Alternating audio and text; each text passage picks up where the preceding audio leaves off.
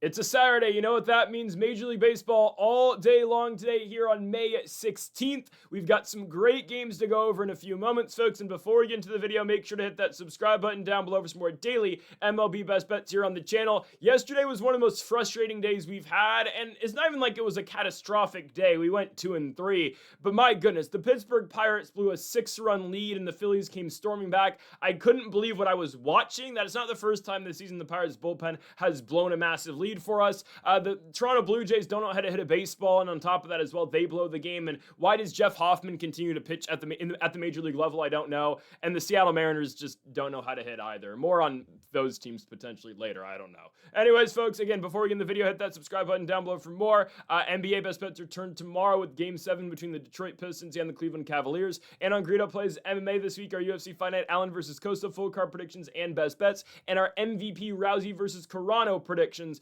Again, both those will be linked in the description down below, and both those cards are today, so go make sure to check out Greedo Plays MMA if you have not yet. Let's go. First to 5 best bets. Let's bring back the nerfy for today. Yesterday, we took a day off with our nerfy. We just did a player prop, that aligned with our Washington Nationals best bet. It was CJ Abrams. Shout out to CJ, got everything done for us in the 4th inning with a hit and then a run scored in that inning. But anyways, we're looking at a nerfy today. Let's go to Comerica Park in Detroit, Michigan, between the Toronto Blue Jays and the Detroit Tigers. And like I stated earlier, the Toronto Blue Jays don't know how to hit a baseball. Okay, there are a lot of teams this season that are very frustrating to watch in Major League Baseball, and I'll give you a short list of them off of personal experience watching these teams. Toronto Blue Jays, Kansas City Royals, San Diego Padres, Seattle Mariners, San Francisco Giants, Cincinnati Reds. Okay, if you're having trouble falling asleep at night, turn on any one of these 6 teams playing. I don't care. Watch their highlights. You'll fall asleep because these are boring ass teams to watch, especially right now. And I understand some of these teams are hurt 100%, but right now they're awful. They're boring. Some of these teams win their 2-0 games all the time. Padres, whatever. Don't get me started on them just yet. Blue Jays versus Tigers to kick off the day. It's the earliest game today at 10 o'clock here on the West Coast, 1 o'clock over local time in Detroit, Michigan. I'm going with, actually, noon local time, Michigan Central time, right? I think. Whoops. Anyways, I'm taking the nerfy here of this game between the Blue Jays and the Detroit Tigers. I like it enough here. I mean, I know the pitching matchup is not, a juggernaut of a pitching matchup with Mason Fluharty and Casey Mize going. Fluharty has a 5.4 ERA. He's just an opener here, and I do like the spots considering who Fluharty is going to see being a left-handed pitcher and the righties that the Tigers are going to try to hit early in the lineup, especially against this opener. Or we'll see again, maybe they don't counter at all and they just go lefty. I'm okay with that too. Either way, I like the matchup that Fluharty presents. Flip side, Casey Mize. Okay, I don't love the fact Casey Mize is coming off the IL because again, you just don't know how a pitcher's first inning is going to be coming off the IL stint. As long as Vladimir Guerrero doesn't have an extra base hit, we're going to be okay. That's the way I see Toronto right now. Watching the Blue Jays yesterday, they score once in the entire game. They scored 2 runs and they go up 2-0 early. I'm thinking, okay, we're in a good spot. And Trey Savage pitches well, just unfortunately not well enough. He had to give up less than 2 runs, and well, his team loses the game 3-2. Ultimately, it's a walk-off hit from Spencer Torkelson in the 9th inning. Again, I don't know why. I don't watch the Blue Jays every single day, but when I watch the Blue Jays or when I watch Jeff Hoffman, he always sucks ass. How does Jeff Hoffman, A, still pitch for the Blue Jays, but B, still get high leverage opportunities? I don't know why and I don't know how, but yet he does yesterday. And of course, the Detroit Tigers, to the surprise of nobody, I turned off the game when I saw Jeff Hoffman. I turned off my Apple TV stream. When I saw Jeff Hoffman come in the game, I knew it was over. I redirected my attention to that Phillies-Pirates game that I thought was over an hour before, but it's okay. Torkelson hits the RBI single off of Hoffman to win the game. Again, that dude sucks, but we're looking at a first inning here that I don't think any runs are going to be scored in, right? Andres Jimenez does all the scoring for the Blue Jays yesterday. It's a 2-out double in the top of the second to score both Okamoto and Ernie Clement. As for the Tigers, they score on a wild pitch from Trey Savage, who kept spiking a splitter all game long. Riley Green then doubled off of Savage in the bottom of the 6th inning, and then Torkelson had an RBI single in the bottom of the 9th as well to obviously win the game. Guys, looking at both these top of the lineups, again, Toronto, only guy we're scared of is Vladimir Guerrero. He's the only guy who can legitimately do damage on this team. I know Vladdy did go 0 for 4 yesterday, and I feel like the Blue Jays, they may not have. Did the Blue Jays have a single base runner after they scored in the second inning? I don't know if they did. No, they definitely did. I don't think they had a single base runner, though, after. They definitely didn't after the Tigers scored a run in the 6th inning. They definitely didn't have a single base runner after that. They might have only had one base runner after they scored in the 2nd. It was absurd stuff what was going on yesterday for this baseball team. But anyways, Guerrero goes over 4, but he still is the most prominent figure on this team and the most dangerous bat. The thing is, Guerrero is going through kind of like a Luis Urias syndrome right now. He only hits singles, which for a nerfy I'm not too scared of. Again, Guerrero is still a great hitter. Average was in the 330s earlier in the season. It's now in the 280s, and for a guy in Guerrero who we know how great he can be, the power that he does possess, him only hitting two home runs in the middle of May is a little bit concerning, because now again you look at his OPS, it's 735. Now when he was batting 330 at the beginning of the season, you're saying, oh well, I'm not too concerned about his lack of home runs and lack of power, as long as he continues to get balls down and as long as he hit balls hard,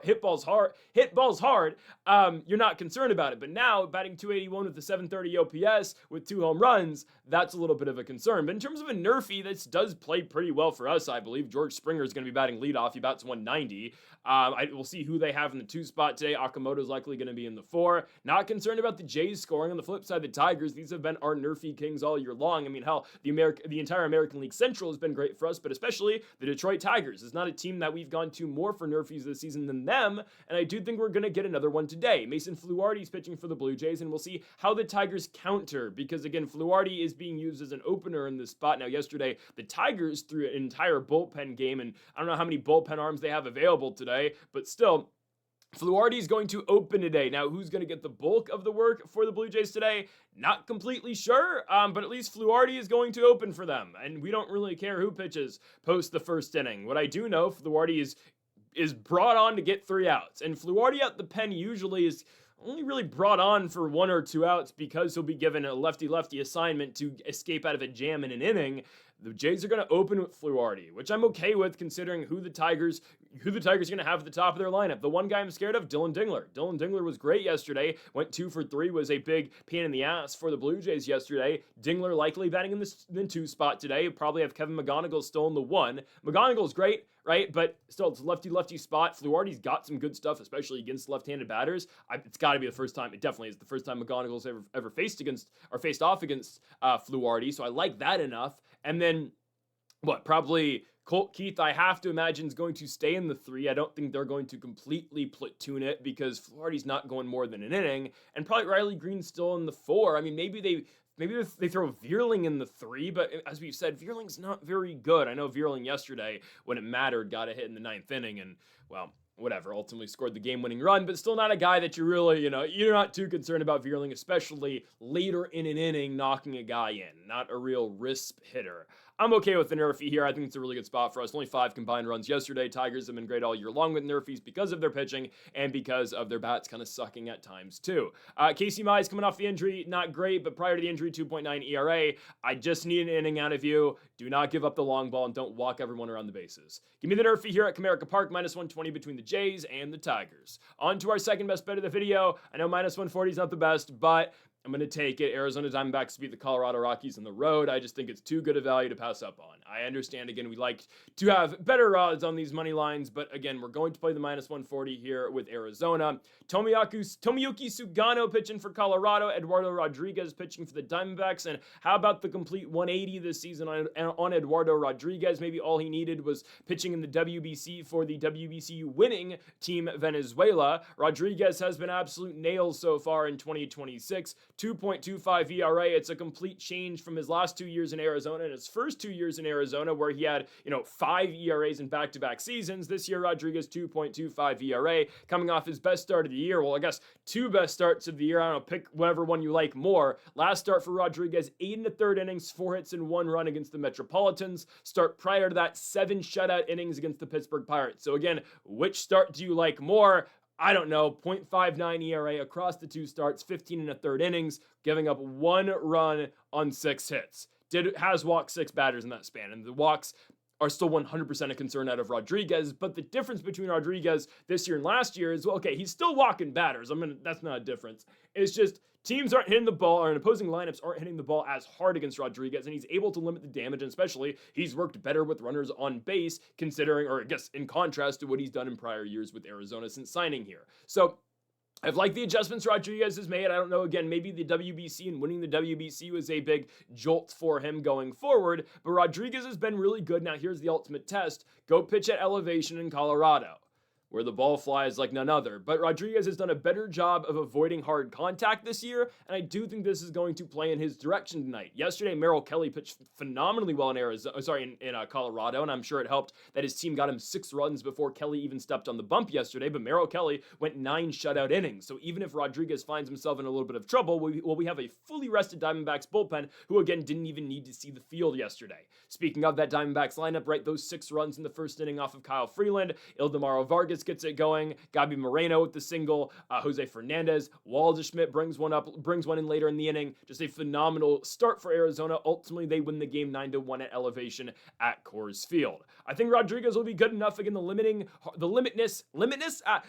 hard contact's going to be key in this spot. And on the flip side, in comes 36-year-old Tomoyuki Sugano, who was technically a rookie last year, of course, former NPB player over in Japan. Sugano goes from Baltimore to Colorado this year, and I'll be honest, I kind of thought Sugano was going to struggle more as a Rocky this season. He had a good start to the season. His underlying metrics, though, aren't the best, and he's not trending in the right direction. Again, Sugano opened the year really great, had a good start against the Blue Jays to open things up, only gave up 1 run in 6 innings at elevation against the Philadelphia Phillies, but recently, Sugano's been trending in the wrong direction. 2 starts so far in May for Sugano. He's pitched 10 innings, he's given up 10 hits, and he's given up 9 runs, so that's an overall ERA of 7.84 for the 36-year-old out of Kanagawa, Japan. His last start against the Philadelphia Phillies at the bank, 5 innings, 7 hits, 5 runs, and giving up 3 home runs in that one. And I understand the Don Mattingly Phillies are playing, just miles better baseball than what they were playing with Rob Thompson earlier in the year. The Phillies are dangerous, what can I say? But again, just think about the contrast from Sugano's first start against the Phils at elevation to now, and say what you want about maybe the Phillies lineup being a lot better, because it is, and Kyle Schwarber, who, again, I think Kyle Schwarber right now is the most valuable player in the league, or in the National League. I think you can 100% make the argument about Andy Pages. Yesterday hit a 3-run bomb on a 3-0 count against the Los Angeles Angels of Anaheim, and I think Bryce Harper, who was inches away from a grand slam in the 9th inning yesterday, should be definitely in the conversation too, and don't get me wrong, Matt Olson should be very involved in that conversation as well, yet Shohei Ohtani is minus 300 to win the MVP. Guys, to me, Shohei's not even the most valuable player on his own team, it's Andy Pages. I think Shohei's great, and yes, he's great. His pitching has been phenomenal this year. The bat's lacking. I believe Pages right now should be getting more of the shine, and I do believe Schwarber is right now the best player in the National League, and could that change in 2 months? 100%. Shohei, he's bound to bounce back at the plate, but I'm just saying right now, should Ohtani be the leader? Should Ohtani be leading everything? No. Should he be the number 1 in the MVP race with the MLB's own ranker? No. Anyways, you see the difference, though, as Sugano pitches the first time in April against the Phils, even in Colorado, compared to how his last start goes in Philadelphia against them, again, at the bank. Colorado's lineup has played really well at home this season, and of course, a lot of the credit has to go to Mickey Moniak. Moniak's been just great all year long. Again, former first overall pick for Philadelphia. Was always looked at as kind of a bust, but has completely turned around his career this year playing for the Rockies. We'll see how he continues to play out. I mean, potentially Moniak could legitimately be a guy at the deadline that a team is buying for. Again, where would Moniak really fit on a championship contending team? I don't know. I mean, is there a possibility the Phillies are calling in on Moniak at the deadline? I don't know. That'd be weird, wouldn't it? But Mickey Moniak's batting .306 this season, and the 2 guys I always look at are Mickey Moniak and Troy Johnston. These 2 guys have made great, years out of themselves, of course, with Moniak going from team to team, and Moniak last with the Angels, and Johnston being a Miami Marlin last season. These guys have been great this year at elevation in Colorado. The thing is, these are their 2 best bats. They're both hitting from the left side of the plate. Eduardo Rodriguez is a left-handed pitcher. I just think the matchup goes really well for Rodriguez, who's pitched really well as of late, and on top of that, too, Sugano has not gone in the right direction recently. He's throwing kind of those Sugano meatballs that we saw last year. I'll never forget, unrelated but kind of related at the same time, Tomoyuki Sugano last year gave up a 460-foot home run to James Wood last year. James Wood got a pitch center against Sugano, like almost chest high, and James Wood cranked it 450, 460-ish feet last year at Nats Park. So again, Sugano will offer you up some meatballs, and that's why at the beginning of the season, I absolutely hated the signing for the guy. You kind of got touched up last year pitching for the O's, and you're going to go pitch in Colorado at elevation. But of course, that's the natural progression, right? You can't figure it out with the middling Orioles team, so then you go down to pitch for the worst teams in baseball who just need innings eaters. And credit to Colorado and credit to Sugano. Both parties know what they want in this deal, and I guess the Rockies have kind of gotten that out of Sugano. But I'm going to go with the D-backs today. Give me Corbin Carroll. We need Ketel Marte to get going in the right direction. But how about Ildemaro Vargas continuing to hit? He had multiple RBI yesterday for the Snakes as well. Give me Arizona in this spot at -140 to go to Coors Field and win the second game of this 3-game set. On to our next best bet in our third of the video, we go to the nation's capital for the Washington Nationals and the Baltimore Orioles. The Nationals are still yet to be favored in a game this season, and they won't be favored today. The Nationals get a chance to get back to 500 for the first time in a while. We'll go over an interesting stat in a second with that. But Nationals at home against Baltimore. Yesterday, we cashed our Nationals best bet with CJ Abrams. I wanted to go money line yesterday, but again, we held off because of Zach Littell. Credit to where credit is due. Littell pitched a good game yesterday for the Nationals, albeit there was like 5 warning track fly balls that all felt like home runs off the bat. But hey, Littell survived. He pitched really well. Again, respect. Nationals now back down to 1 game under 500, and here's a chance to go back to 500 against Baltimore. The reason I like the Nationals so much, look at the pitching matchup. Now, I understand, well, the Orioles have won their last 5 games with Chris Bassitt pitching. That's because they've gotten him run support. Right now, the O's are not hitting the ball that well, and you need to score a lot of runs to keep up with this Nationals team. This Nats lineup is not going to remain dormant for that long. I mean, they scored 1 run on Thursday against the Reds in a 15-1 blowout L, of course, against Chase Burns over at Great American Ballpark, excuse me. And yesterday, Nats win 3-2. It got real dicey at the end, but shout out to Dickie Lovelady picking up the save for the Nationals after we pitched 3 different pitchers in the 9th inning. Andrew Alvarez, Gus Varland, and of course, our guy, Dickie Lovelady for the save. But Nats win the contest 3-2 off of a Dalen Lyle home run earlier in the contest to give them a 3-0 lead. And of course, we just barely survived and held on. But the Nats aren't going to piece together a 1-run game one night and a 3-run game the other without really loading up and putting it on a team afterwards. Okay, the Nats lineup and the Nats offense is a top 3 offense in baseball. I believe they're still number 2 currently in runs scored in Major League Baseball this season, and they get Chris Bassitt. Again, Bassitt's ERA is 5.21. This is an older pitcher, of course. Bassitt, he's reached UNC status, 37 years of age. 5.21 ERA this season for UNC. Of course, last year's with the Toronto Blue Jays. Bassitt has been awful this year as an Oriole, even though his team has gotten him quite a bit of wins. Again, the O's have won the last 5 games in which Bassitt has pitched, but some of these numbers aren't very good. I mean, start against the Royals, he went 5 innings, 8 hits, 5 runs against Kansas City. That's a team that really struggles to hit most nights, other than, of course, Fly High Bobby. Against the Marlins a couple starts ago, 4 innings, 6 hits, 4 runs. Yikes. And the trend we've seen with Chris Bassitt, believe it or not, is 1 good start, 1 bad start, 1 good start, 1 bad start. If you want to play those trends again, we'll go back to 4 starts ago against the Royals, 5 runs in 5 innings. Then he pitched 1 run baseball in 6 innings against the Astros. Then he gave up 4 runs in 4 innings against the Marlins in Miami. And then against the A's in his last start, 6 innings of 1-run baseball. You know what that means? He's due for a bad start tonight. I'm just playing the percentages. I'm just playing the trends. But on top of it as well, of course, you know what this Nationals lineup offers? It's a lineup that really, they attack left-handed and right-handed pitching, but of course they attack starting pitchers. And this is one of the best lineups in baseball currently, which is still shocking to me. But when you get every left-handed bat, when every left-handed bat starts to find their way, my goodness, we're dangerous, right? CJ Abrams has been an elite player in the league this year. I will tell you, I believe CJ Abrams is the best shortstop currently in Major League Baseball at the plate. Is he the best defensive shortstop? No. Is he the best overall shortstop? Unfortunately, no, because his defense isn't very good. Please go to second base, CJ. Please. You'd be the best shortstop. You'd be the best second baseman in all of baseball if you went there. But Abrams has been elite this season. James Wood's got a 950 OPS, give or take, 920 OPS, whatever. James Wood's still elite. You know what he can do, right? 111, 112 hit off of Gunnar Henderson's leg yesterday. Absurd stuff. And how about Dalen Lyle? Lyle has hit 4 home runs in the last 5 days for the Nationals. Absurd stuff. And on top of that, Luis Garcia, who's been really good since that Miami series. Luis averages up to 275. He was sitting in the 210s earlier in the year. So you got your 4 elite lefties, and now, you have Curtis Mead batting against righties now too, and Mead's been really good this year, believe it or not. Former top 50 prospect Curtis Mead, he's been phenomenal. So now, what the Nationals are doing, and what they did yesterday against Shane Baz, I know they couldn't really score much on Baz, but they won. They went James Wood, Luis Garcia, Curtis Mead, CJ Abrams, Dalen Lyle. That is a nasty 1, 2, 3, 4, 5. And then you bring in Brady House in the 6th, and we'll see whoever the hell they piece together for 7, 8, 9. I would personally like to see a Jose Tena game tonight, and potentially that means actually no Brady House. You probably will see Tena instead of House tonight. However they match up the rest of their lineup, I assume. No Jorbit tonight. It's probably going to be Nasim Nunez at second, and our better catcher, yes, our better catcher, Keibert Ruiz will be behind the dish today instead of Drew Millis. That's fine. The Nationals should have a really good lineup against Bassett today, and I think they're going to deliver. Flip side, Cade Cavalli's pitching today for the Nationals. Cavalli's been good. I don't care what anybody's going to say. Cavalli, 4 ERA this season. His record isn't very good, and the Nats' record with Cavalli pitching isn't very good. It's because he's usually been on schedule to face, number ones. He faced off against Chris Sale earlier in the year, Christopher Sanchez as well.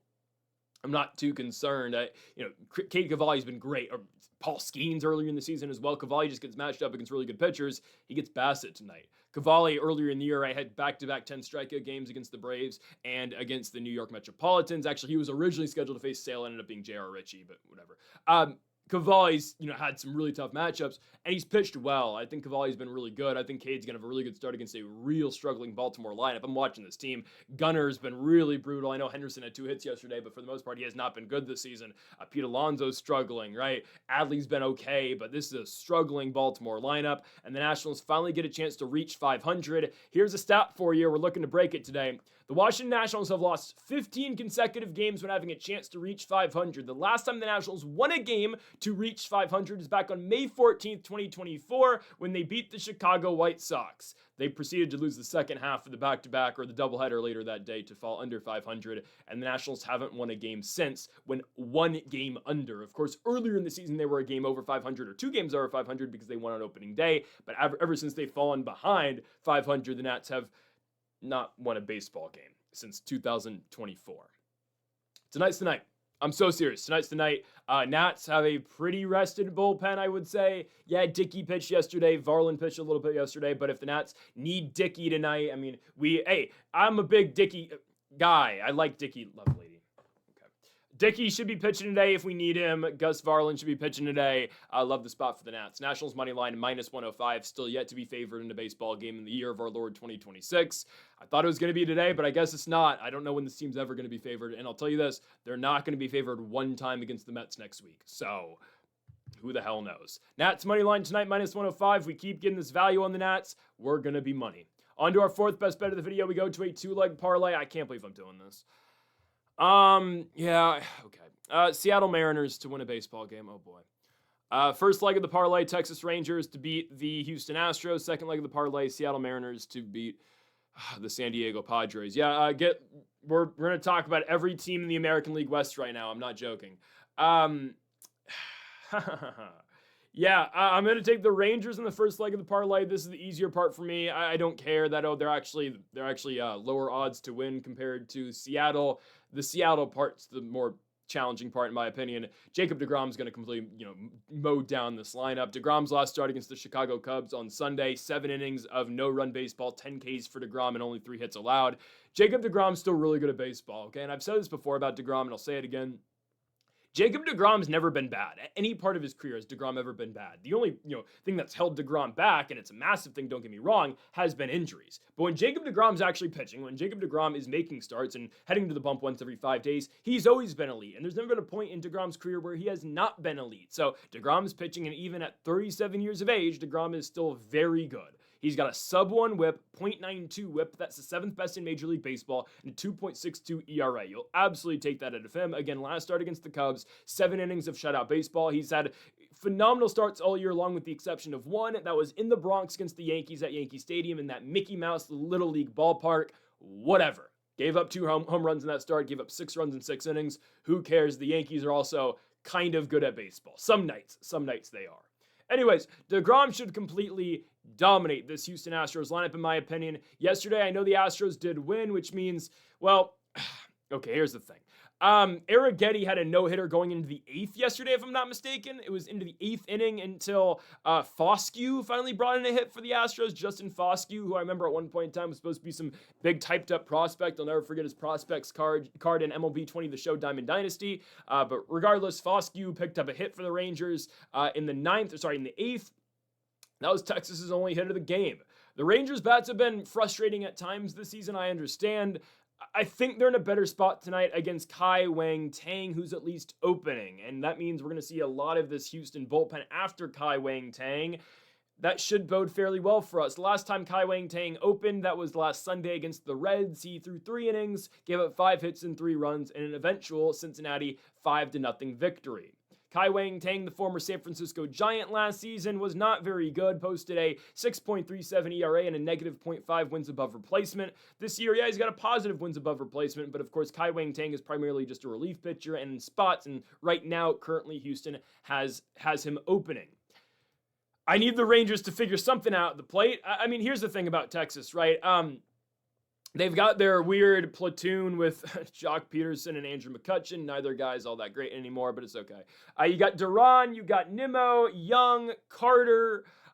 Corey Seager is going through the worst stretch of his career right now. Seager did sit yesterday, which means Seager will be in the lineup tonight. I don't know how much we're excited for a 179 and 638 OPS Corey Seager to hit today, who still has a positive WAR at .6, but oh man.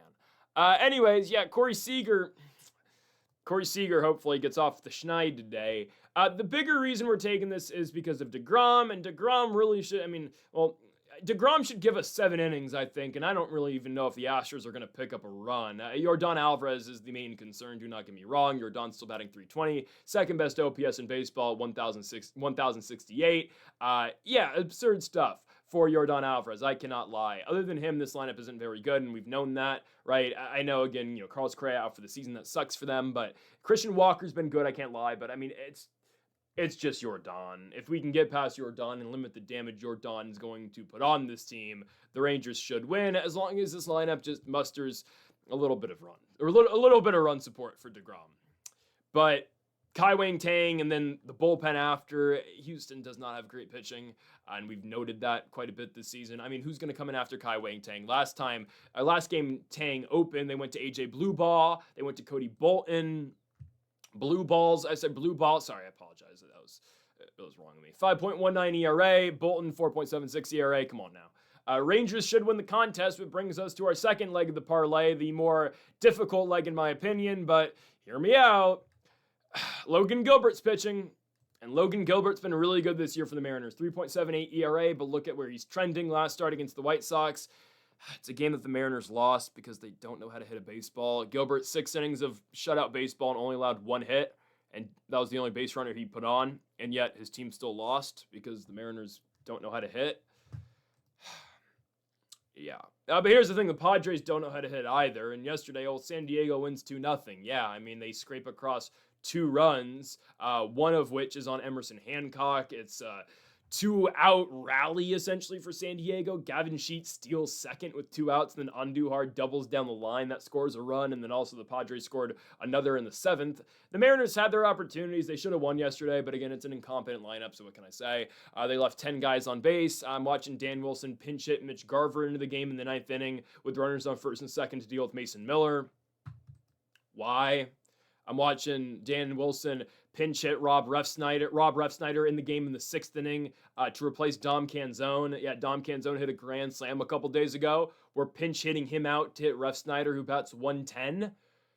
Guys, again, I'm not like that locked into Mariners, so I don't know, maybe Refsnyder's just a great guy or whatnot, and they really like him in Seattle. Why the hell is that guy still on a Major League Baseball team? And in terms of the Cal Raleigh situation, maybe it's for the better. Cal Raleigh's on the IL, batting 160 on the year, but does that mean they're going to start Mitch Garver today? Oh, man. Johnny Pareda, the former Athletic, if I'm not mistaken, got the start today. Yeah, Johnny Pareda was with the A's last season in Minnesota. Pareda got the start yesterday. I would rather him hit over Garver, but I guess Dan Wilson just really likes Mitch Garver, and the Mariners have liked Mitch Garver for a while as a backup catcher, even though I don't really know if I've ever seen Mitch Garver do anything positive for the Mariners watching this team. Actually, I'm wrong. He had an RBI once last summer against the Rangers. That's the only thing that pops into my brain, anything positive Garver's done for this baseball team.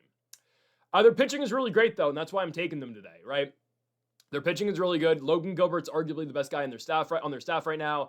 Your pen is pretty healthy going into this game. I know Ferrer did pitch yesterday, but Ferrer should be fine for today. Andres Munoz hasn't been where you'd like him to be this year, but Munoz is available today as well. I bring up, again, pitching is going to be a big thing in this game. The danger with the Padres is if they have the lead going into the 7th inning, they're going to win. They play from, I guess, ahead really well. They're a really good front-running team.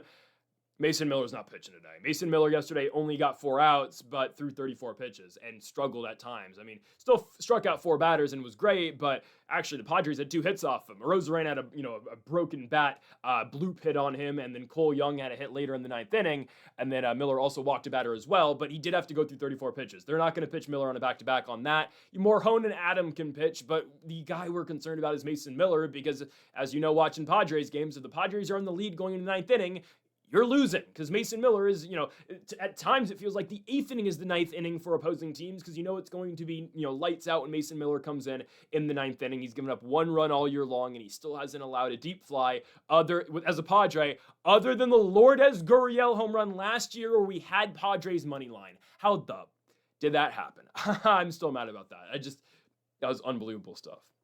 Anyways, I was playing miniature golf when that happened and I almost threw my phone into the water, the pond part of the miniature golf section. Anyways, yeah, give me the Mariners today. No Mason Miller. Oh, Walker Buehler's pitching too. I know Buehler's actually been okay for the Padres. Okay, in a game, this what is it called? The something cup between these two teams. It's like fake rivalry they made up between the Padres and the Mariners. Okay.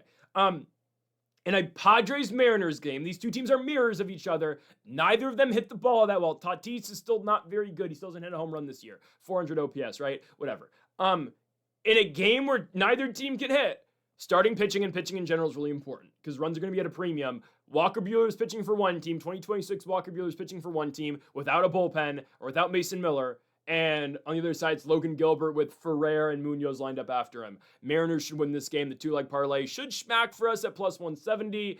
Mariners might be banned if they sell this for us. Anyways, going on to our final play of the day, we're going back to Sacramento, California, to Sutter Health Park for the battle of not the Bay, but of Northern California, between the San Francisco Giants and the Sacramento, Oakland, Las Vegas, California Athletics. I'm taking the A's to win this contest at home. I know earlier in the season, and this is a noted thing, I understand Luis Severino, we've gone at Severino at times for not pitching well in Sacramento, but I will say Severino's last start was really good at home at Sutter Health Park. He went 7 innings of one-hit baseball against the Kansas City Royals, and hold on, I know you can say, well, it's the Royals. They're one of the 6 teams I listed earlier in the video that are infuriating watches and can't hit. Well, the San Francisco Giants are just like the Royals. They do the same thing. They have good pitching, but can't hit as well. Now, I know yesterday the Giants actually did produce all right early in the game at the plate. It was 2 solo home runs for San Francisco in the 4th and 5th innings, which actually gave them a lead in that contest yesterday off of Aaron Savali. Luis Ariz hit a 350 home run that had a 3% hit probability. It's a real thing. And then Harrison Bader hit a home run in the 5th inning as well until Nick Kurtz hit a 3-run bomb in the bottom of the 5th. And my high school rival, Henry Bolte, that was the center field matchup twice that season, me versus Henry Bolte, and he's playing in the pros. And, I'm just, man, injuries got to me, man. I don't know. Maybe I should make a comeback. I don't know. Maybe Texas will give me Henry Bolte's scholarship. I don't know. I don't know. I walked in the game I played against Palo Alto High School, in one of the games I played against Palo Alto High School. Anyways, Henry Bolte had an RBI single yesterday. He's been really good for the Athletics. Dude's been phenomenal, batting 500 so far. Kind of begs the question, why didn't they call him up earlier? I don't know. All it took was him hitting 500 this year in AAA for them to call him up, so great stuff for him. But I like the Athletics here. I do in this spot, okay? Giants really struggling at the plate beyond Luis Ariz. Ariz is really good. Somehow still, no, Ariz batting 320 in the season, 4 for 5 yesterday, was a triple shy of the cycle for the Athletics yesterday. My goodness, though, Matt Chapman in the 3 spot, 0 for 5 yesterday. 0 for 5 with a couple strikeouts. It's just a common Matt Chapman game. Devers sucks again. Elliot Ramos is okay. Adames did have 2 hits yesterday. You know what that means today. He's going to go 0 for. Bryce Eldridge is the worst top 20 prospect I've ever seen. I'm sorry. And I'm so glad the Nationals did not trade. And I wasn't against it in the offseason, so I'm glad that Paul Taboni didn't pull the trigger on this one. The Nationals were in conversations of trading CJ Abrams for Bryce Eldridge. Bryce Eldridge is so bad. Maybe he'll turn around. I mean, he's 6'7". You'd think he'd turn around eventually. The power is absurd with this guy. I understand he was great in AAA. The guy bats 083 at the major league level, and he's been just awful. Daniel Susak's fallen back down to earth. Big shock. He's not going to continue to bat 460 for the Giants. It's just not a great lineup. You know, they'll have their stretches, and don't get me wrong, like when you watch the Giants, and we saw this when we tried to attack this in the Dodgers series, right? They'll go through their stretches where they're really good at the plate, but when they're cold, oh, they're awful. They are so awful. You got to score a lot of runs when you play the A's. That's the name of the game with this team. The Athletics with Kurtz, with Shea Langeliers, potentially best catcher in baseball this season. Soderstrom and Rooker have not had great seasons so far, but they're always home run threats. Bolte, Geloff, Butler, Hernandez, McNeil, Colby Thomas coming off the bench. I mean, everyone is dangerous for the Athletics, and they play in the small ballpark. It's hot in Sacramento. Actually, it's not too hot right now in Sacramento, at least this weekend it's not. But it's difficult to play here, and to beat the Athletics, it's almost like, you know, well, I can't make the same case with the Rockies at times. Not always with the Rockies, because you don't know what they're going to deliver. But at least for the A's, they're going to score runs, and it's a minor league ballpark, and balls are going to fly out, and it's really easy. I mean, again, Arias hit a 350-foot home run yesterday. That had a 3% hit probability. So you have to be ready to score a lot of runs against this team. And unfortunately for the Giants, they are not prepared to score runs against any team in the league. They're throwing Trevor McDonald tonight. And don't get me wrong, McDonald's been really good so far this year, right? Third season for McDonald in the pros, but just got caught up a couple weeks ago, and so far so good for McDonald. He's 2-0, or the Giants are 2-0 with McDonald pitching, and he pitched against both the Padres and the Los Angeles Dodgers. Last start against the Dodgers was pretty solid, 5 1/3, 9 hits, 3 runs. Thing is, the Giants got him a lot of run support at Chavez Ravine for that game, as McDonald, again, only goes 5 1/3, but his team wins the contest 9-3. Are they going to get him run support here? I don't know. Severino still got good stuff. And as we've seen, like, he's been really good just, you know, as an Athletic on the road. He's just struggled at times, don't get me wrong. In Sacramento, what we saw in his last start against the Royals is promising. I need Severino to be good again tonight. And against the Giants lineup that just struggles quite a bit, as long as you're able to keep them in the park, you should be fine. I like the Athletics to win in this game. They just have, you know, their bats are just too good for the Giants, and I don't believe San Francisco's able to keep up, other than just, I don't know, Luis Ariz, who continues to be a hit machine here in the big 2026. I'm going to take Athletics money line to close the night at -130 at home, officially winning the series against the Giants and potentially looking for a sweep tomorrow with an Adrian Hauser, Jeffrey Springs matchup tomorrow. Wow. We might be back at that tomorrow with a combined 20-run game between those two teams. I don't know. Anyways, folks, actually, sorry, the Giants still won't be able to hit tomorrow. Regardless, folks, thank y'all for watching our MLB Best Bets here on May 16th. If you have not yet, though, make sure to hit that subscribe button down below for more. Make sure to leave a like if you did enjoy the video. Make sure to comment if you disagree with any of the picks. We'll be back tomorrow for more daily MLB Best Bets. Folks, thank y'all for watching, and Mamba forever.